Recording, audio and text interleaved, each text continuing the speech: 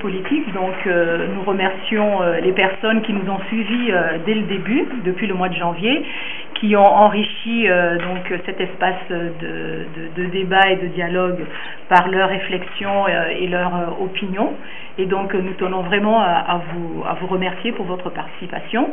Et ceux qui sont venus pour la première fois aujourd'hui, c'est avec plaisir que nous vous accueillons et nous espérons que la prochaine fois vous serez encore des nôtres et que vous emmènerez aussi d'autres personnes qui n'ont peut-être pas encore entendu parler du café. Donc je vous présente un peu le café pour ceux qui sont venus la première fois puisque vous ne connaissez pas. En fait, c'est un espace de débat, comme je l'ai dit. Nous sommes donné les conditions pour poser un débat véritable sur les problèmes de la société. Alors depuis le mois de janvier, nous avons plutôt ouvert le volet de la communauté noire.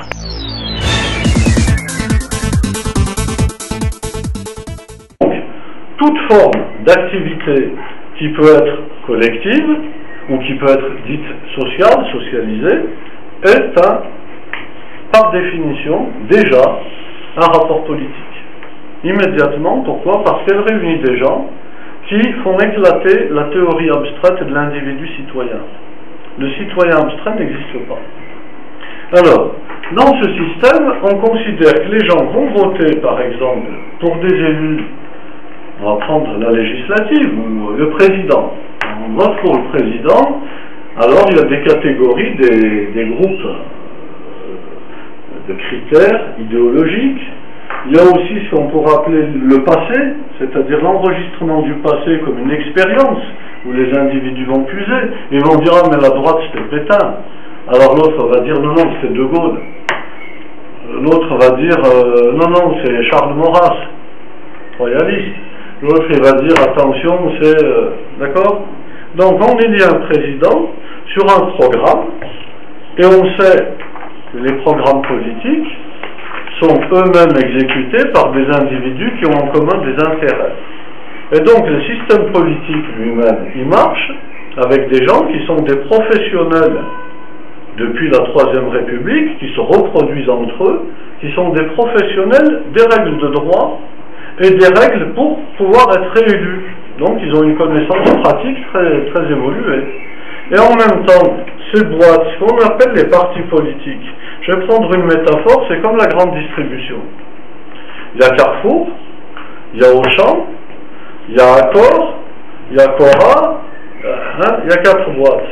Quand on regarde l'organigramme, on voit qu'il y a 2 holdings financières qui gèrent tout ça. Ouais.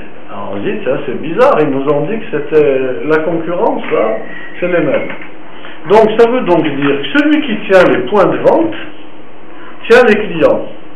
Donc ça veut dire que dans la théorie démocratique, c'est plus l'individu qui choisit un parti, c'est le parti qui choisit des individus qu'il n'a pas virés avant. C'est-à-dire que tout individu qui rentre dans le magasin doit manger les produits du magasin.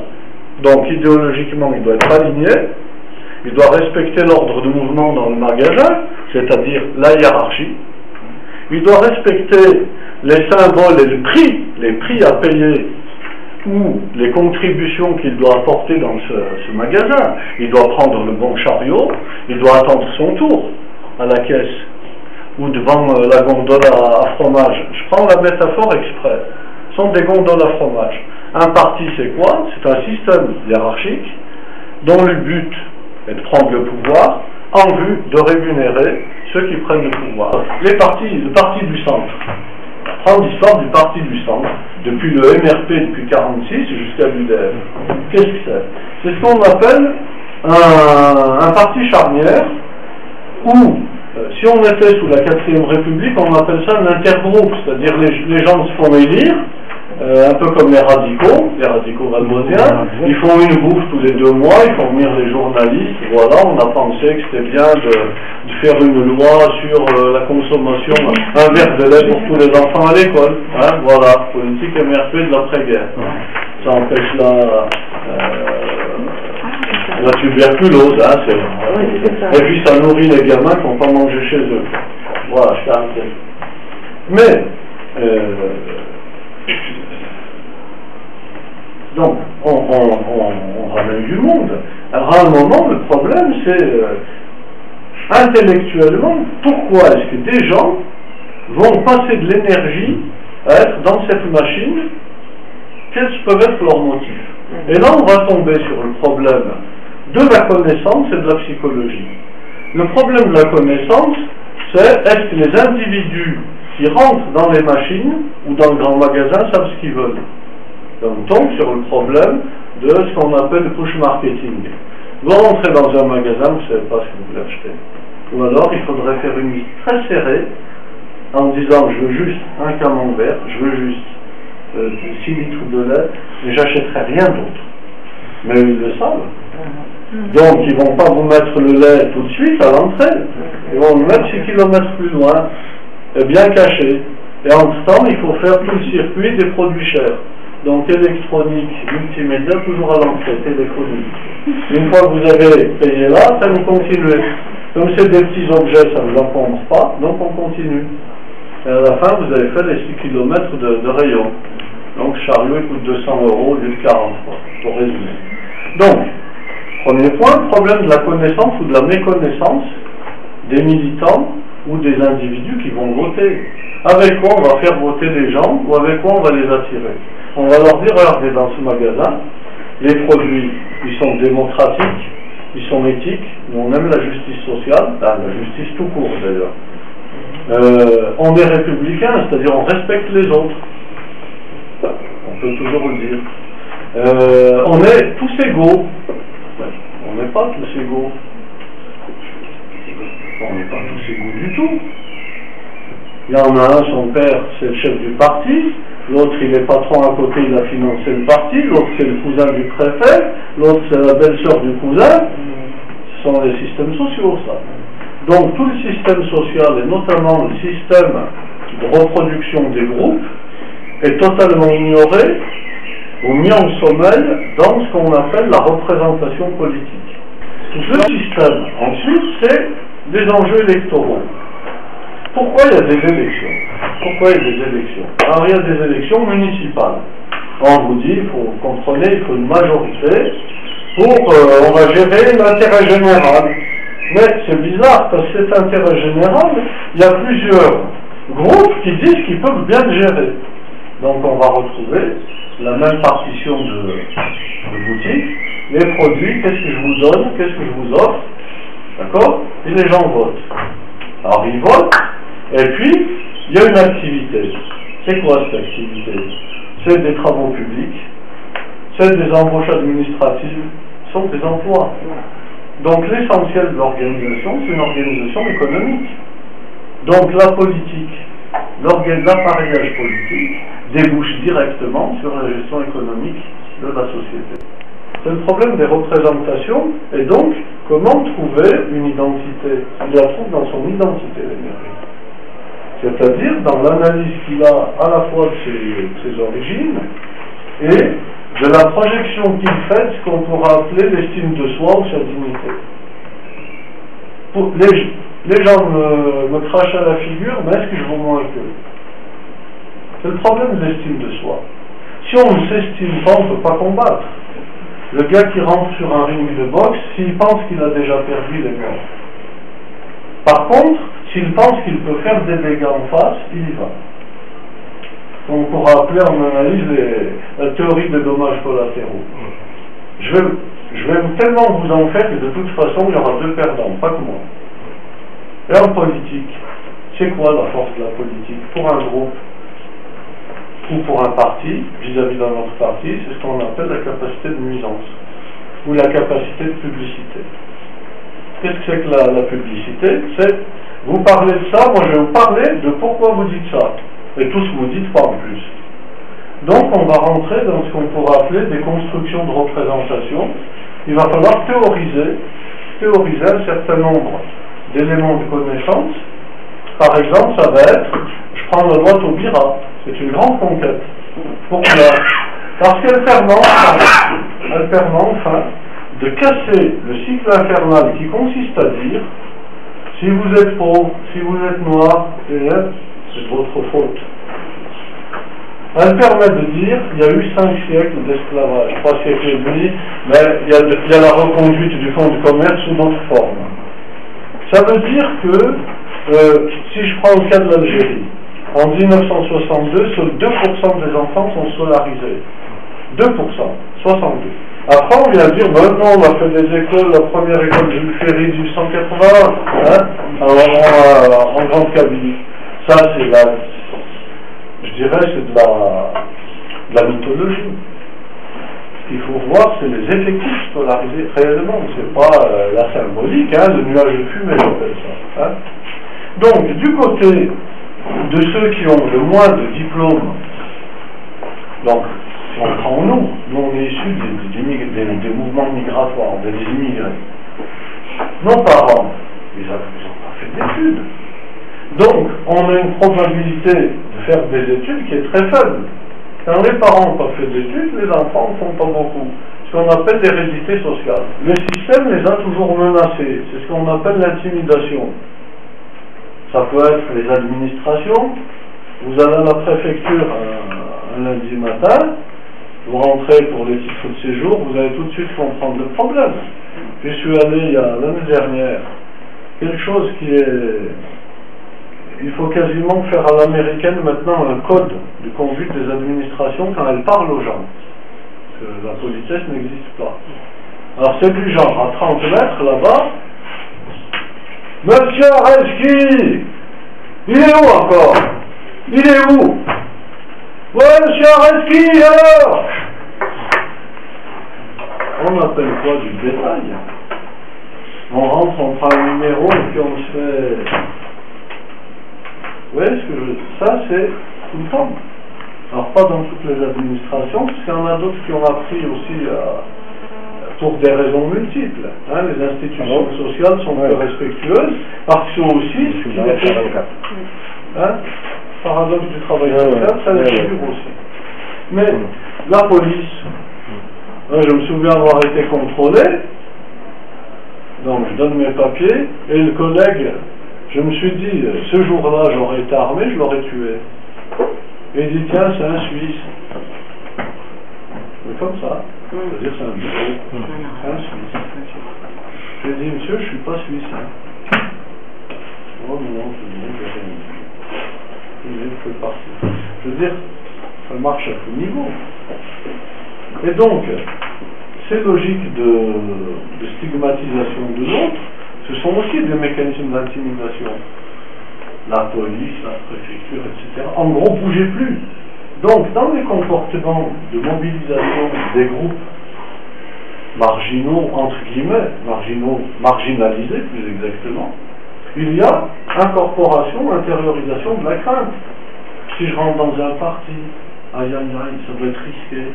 Si je rentre dans une association, qu'est-ce qui va m'arriver?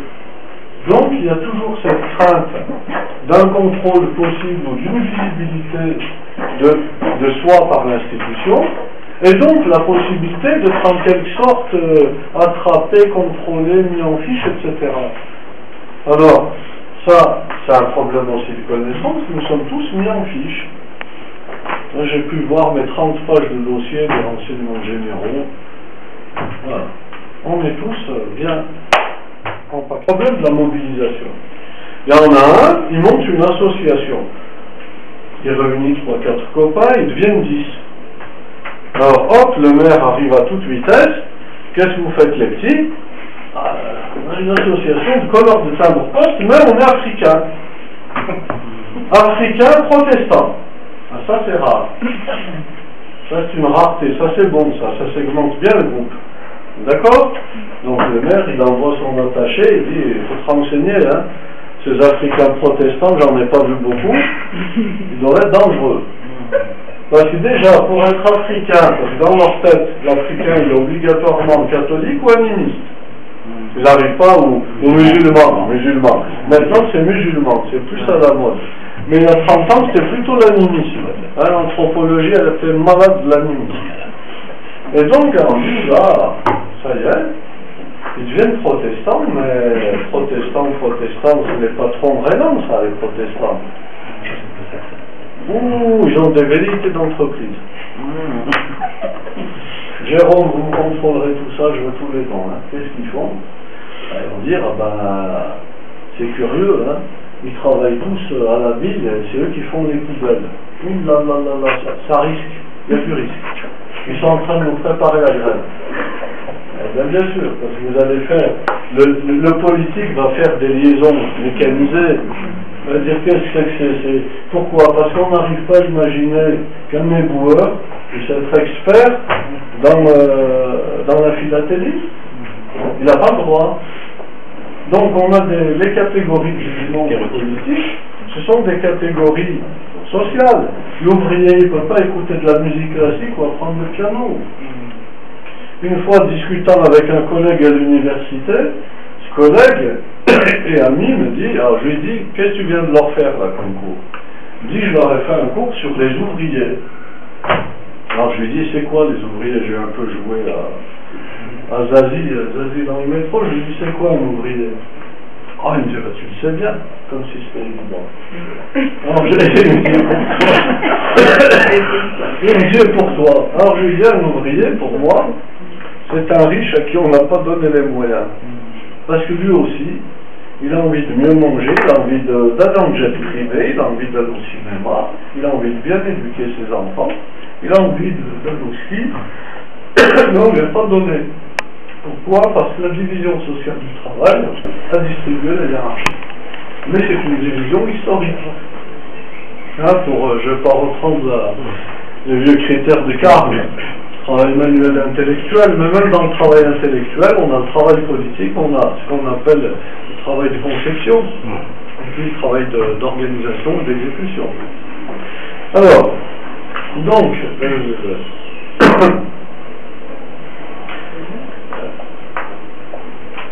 ces représentations, elles fonctionnent, y compris donc chez les élus qui, rencontrant donc ces organisations, se disent il y a une menace. Alors quelle va être la réponse politique à une menace?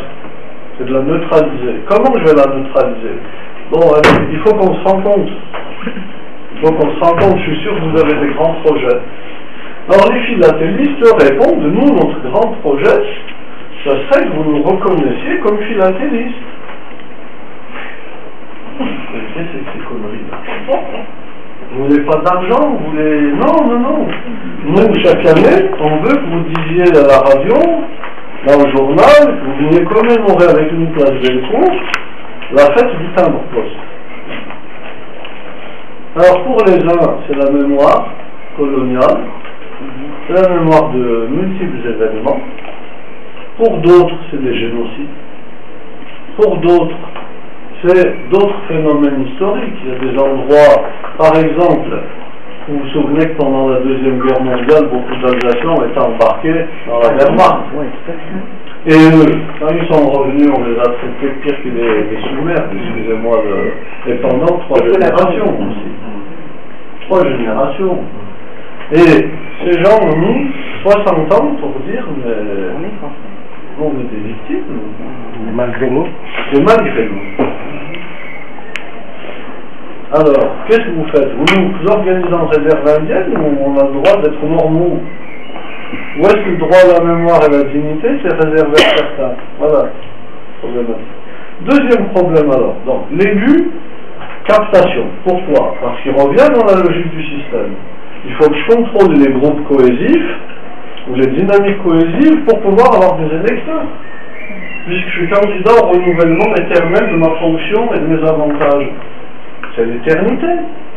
Donc un des premiers problèmes de la démocratie, c'est l'hérédité et l'éternité politique, c'est-à-dire la durée de mandature et le cumul.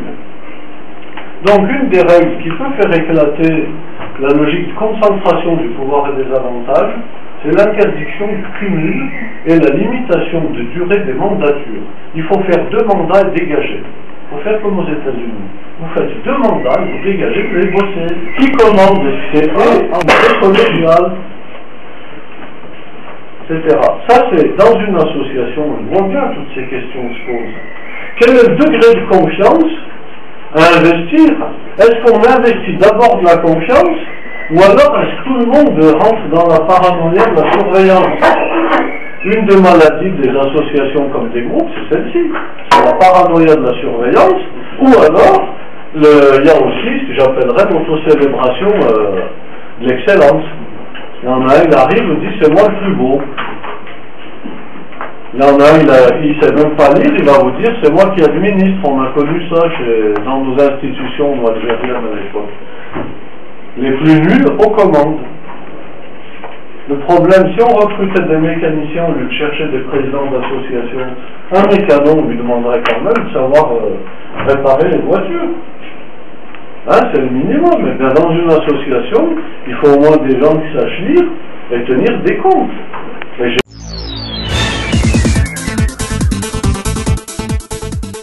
Et là, il n'y avait pas grand monde à la manifestation. Donc là, événement majeur, événement monstre, à Danton. On peut constater aussi, donc au niveau des types d'associations qui structurent donc la communauté noire, donc la même défaillance. Il n'y a pas grand monde, sauf si on convoque les gens pour des manifestations un peu plus festives. Voilà. Festives, ludiques, style danse, indépendance, bah, tout ce qui ne porte pas à une réflexion, tout ce qui ne porte pas à réfléchir sur le statut donc, de la communauté, le statut du noir ici, la période, la conjoncture était favorable. C'était l'indépendance, c'était les périodes de faste, tout le monde était mobilisé, les étudiants n'étaient pas très nombreux, parce que la scolarisation n'était pas, comme tu l'as évoqué tout à l'heure, dans la scolarisation n'était pas très forte, mais donc il y avait une espèce d'effervescence dans la mobilisation très forte. À partir des années 70-75, on a constaté une espèce de déclin, une espèce de dépression en matière de mobilisation. Et la question s'est aggravée depuis jusqu'à présent. Donc on ne mobilise pas beaucoup. Mobiliser pourquoi faire, donc là c'est d'abord une première question. Donc le constat que je dresse en premier, un constat factuel, les gens ne viennent pas. Sauf s'il s'agit de faire la fête, d'aller danser, d'aller manger, donc ils viennent. Pour le reste, ils ne viennent pas. Donc pourquoi? Moi j'attribue ça à deux ordres. Donc à la conjonction de deux facteurs et à l'interaction de deux facteurs. Donc, le premier facteur, c'est les facteurs qui sont liés à l'environnement. C'est le premier ordre de facteurs, les facteurs qui sont liés à l'environnement. Le deuxième ordre de facteurs, c'est les facteurs qui sont liés, il faut l'évoquer, donc à des inhibitions qui nous sont propres, à des tares qui sont absolument inhérentes donc, à la communauté noire en tant que telle, et puis au type d'association, effectivement, à travers lesquelles ils sont utilisés. Environnement extérieur, vous connaissez donc la société française cultive un syndrome raciste. Là, il faudra absolument le dire. Et c'est dissuasif. On en est conscient, on voit très bien. Il y a un syndrome raciste, il y a évidemment l'énoncé théorique de l'égalité entre tous les hommes, entre tous les ressortissants français ou non, ou les gens qui vivent en France, donc tous les sont théoriquement égaux. Donc on leur applique la devise de la République, liberté, égalité. On se rend bien compte qu'effectivement il y en a qui sont plus égaux que d'autres. Et que l'identité française ne repose pas sur cette abstraction qu'est la devise, mais plutôt sur l'identité organique d'être blanc et chrétien.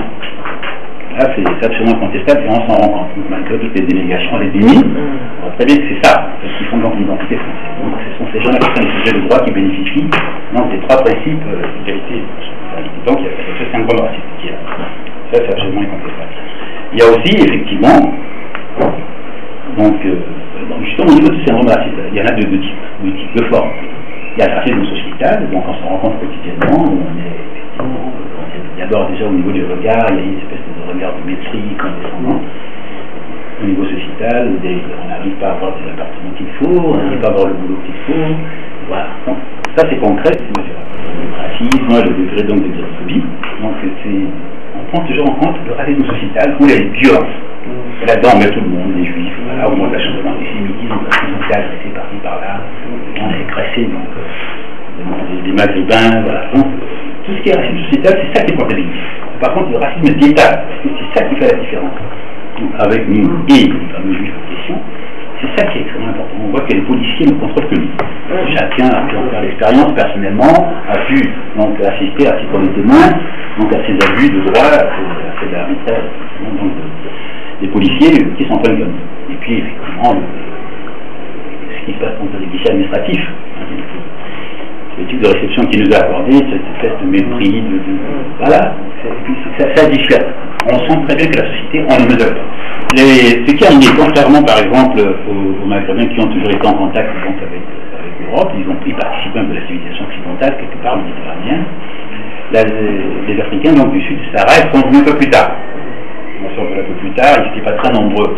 Donc dans les années 10, 20, 30, ils n'étaient pas très nombreux. Ils ont commencé à venir plutôt à partir de 65 plutôt. les années 60, 50, 60, il y a quelques-uns qui étaient là. À partir de 65, donc, il y a eu donc, un accroissement un peu plus substantiel. Donc ils sont venus de manière relativement récente. Et la plupart du temps, ils étaient étudiants. Nos cousins d'Afrique du Nord qui étaient travailleurs, qui étaient venus dans le cadre donc, des fonds glorieuses pour participer à la reconstruction de la France. Les Africains subsahariens qui venaient là, étaient essentiellement des étudiants. Donc, la composante purement ouvrière était relativement faible.